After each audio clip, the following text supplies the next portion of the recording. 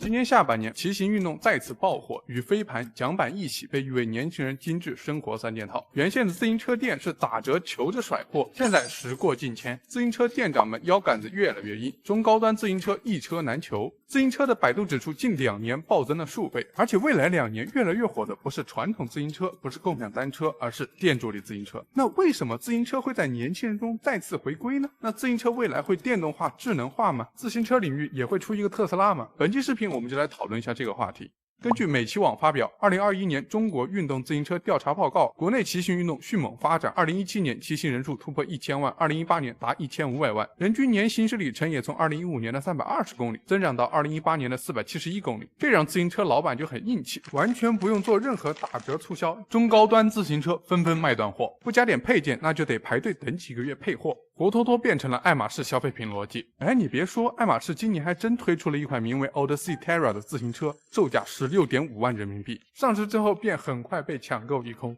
自行车在国内爆火是一种必然，或者不如说，中国本身就有着自行车运动发展起来的肥沃土壤。首先，近2年人们的出行习惯被极大程度改变，为了更少的接触，更多人开始选择共享单车作为短途出行的必要选项。但看着这2年不断涨价的月卡，不少人觉得还是自己买辆单车划算。而高消费群体也越来越将消费向健康生活倾斜，他们往往是高价自行车的购买主力。更大的推动力量还有碳中和的相关政策。前段时间启动设计的上海碳普惠机制也开始将骑行纳入到个人碳账户的积分奖励条款中去。总之，自行车无疑会在未来的城市交通系统中承担更重要的角色。虽然自行车需求迎来大爆发，但为什么高端自行车还会缺货？买一台车要动辄等上半年到1年的排单呢？其实不少自行车的核心部件也是有专利保护的，生产一辆自行车绝非易事，车架、套件、轮组等部件个个都需要下些硬功夫。这也折射出不少过去10几年中国自行车产业诸多问题。其实中国拥有全世界自行车1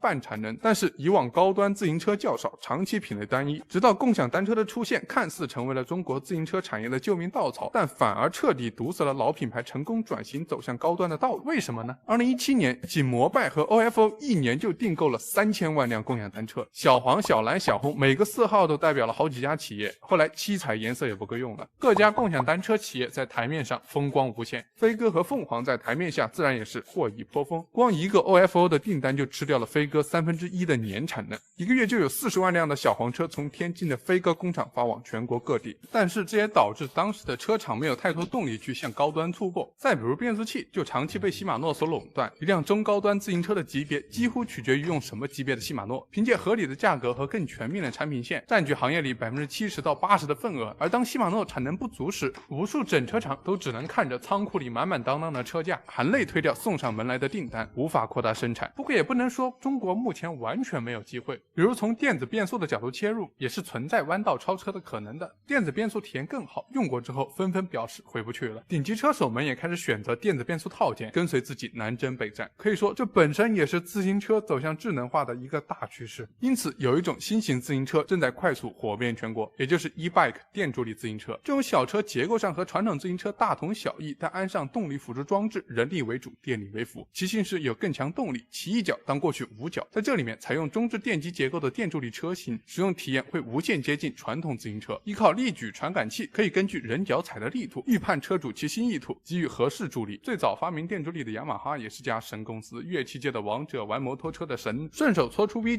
算是史上最不务正业的公司了吧。因为符合碳中和与电气化趋势，国内这2年也有越来越多的资本看上了电助力的发展前景，毕竟这在其他发达国家都已经验证过了。但其实早在很多年前，国内就有公司在做电助力了，只是一直没掀起什么水花。几年前就有人在美骑网问过，为什么欧美大热的电助力在中国不吃香？当时主要的回答还是，骑行作为一种通勤方式没问题，但却很难作为一种生活方式，再加上不合理的非机动车道规划。在2016年之前，自行车的受众其实是在不断萎缩的，但2020年后，人们仿佛一下厌倦了快节奏的城市生活，渴望融入自然，而这种转变将给予电助力崛起的机会。全世界范围内，骑行群体的性别结构也正在发生显著变化，更多女性加入到了骑行运动中来。小赤书则更像一本逃离城市宝典，露营、野餐、自驾、骑行等活动都是100万篇笔记打底。电助力的优势在于能让更多人参与到骑行这项活动中，再也不必在流汗和精疲力尽中耗尽对骑行的的热情，体力较少的女性也能加入男性的队伍里共同骑行。多数观众对电助力了解少，可能存在一定的误区，觉得电助力是伪需求，真想锻炼就骑传统自行车了。但在欧洲运输研究跨学科视角杂志，课题组对1万个人进行了深度调研，发现反而是电助力骑行者平均热量消耗大于传统自行车，骑行电助力燃脂消耗卡路里的效果大约是传统自行车的3/4，但因为骑行更轻松，人们总是骑着走更远的路，看更多山水，总消耗量自然就上去了。当然，这里的讨论主要也是非传统硬核发烧友，毕竟环法自行车赛的举办，除了需要200多位顶尖选手，也需要路边无数为之欢呼、电视机前为之喝彩的观众们。观众们需要一个自己在运动路上同行的朋友，那他未来毫无疑问就是 e-bike。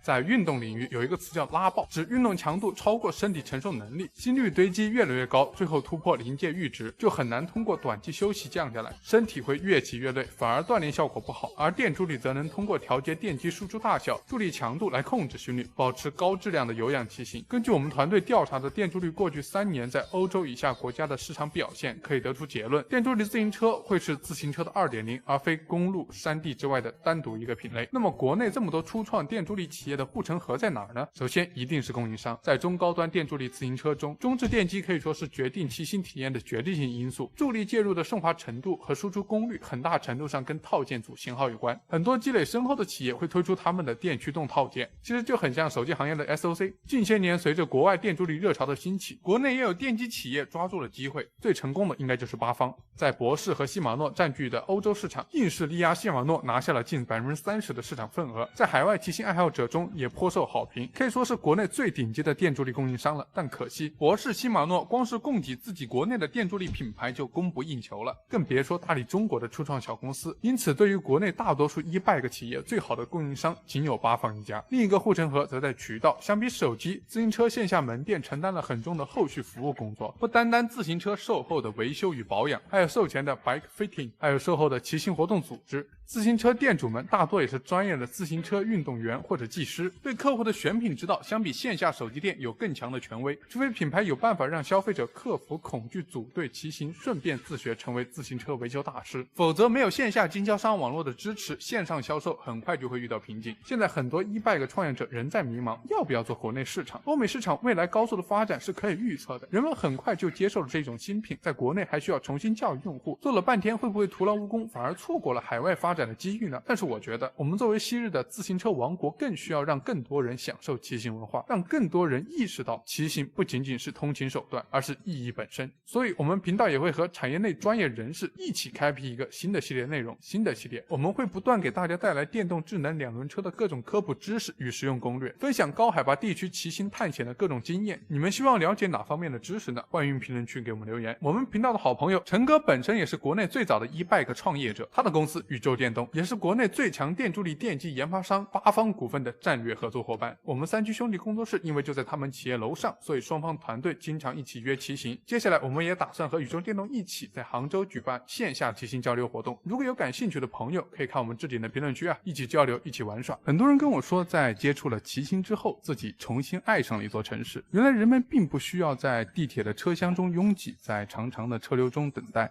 骑着自行车穿梭于大街小巷，感受阵阵微风拂过，无比惬意。人们爱自行车，不如说是人们更爱那个骑着自行车露出阳光健康笑容的自己。自行车也不是没有什么感情的死物，更像是堂吉诃德坐下的战马，在某个雨天骑着它，举着伞，可以一起冲入18岁的那个夏天。